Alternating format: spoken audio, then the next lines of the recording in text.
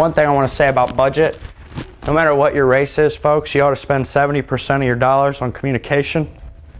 Communication being any of these entities, meaning voter contact.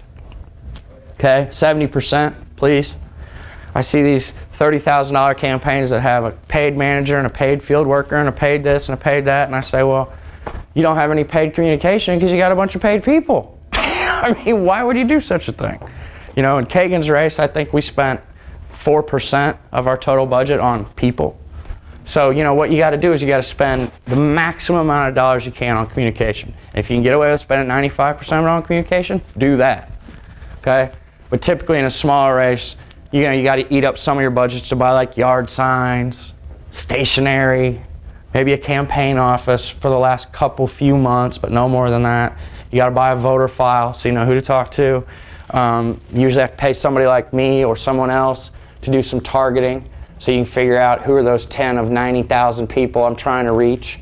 You usually need to pay a little production for some video or for some, you know, mail, and then you pay the cost of delivering that stuff, and that's a campaign. And a lot of folks try and make it a lot more complicated, and you know, you can make it as complicated as you want, but the longer I'm in this business, you know, it's funny, I talk to other consultant friends of mine, and you hear these NFL quarterbacks talk about how the more they play, the more the game slows down. The more I do campaigns, the more all this extraneous stuff just gets off the table, because I have enough experience, and I've done it over and over, and I know what is extraneous to a campaign. And I say, push all that off the table, and let's focus on what matters, which is voter contact, what your message is, how you're going to deliver it, and spending your money the right way. That's a campaign.